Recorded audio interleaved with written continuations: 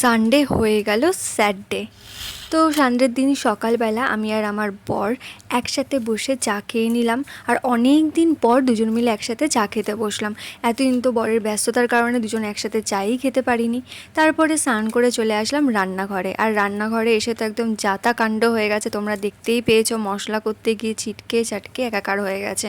তো তারপরে আমি পরিষ্কার করে নিলাম রান্নাঘরটা। আর এই সময় আমি হাসবো না কান্না করব কিছুই বুঝতে পারছিলাম না, এত মাথা গরম হচ্ছিল নিজের ওপরে।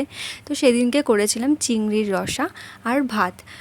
তো সানডেতে আমরা চিকেনই খাই, কিন্তু পরপর অনেক দিন চিকেন খাওয়ায়, তার জন্য আমরা দুজন মিলে ডিসিশন নিলাম যে এই সানডেতে আমরা চিংড়ি খাবো। তাই চিংড়ি করলাম।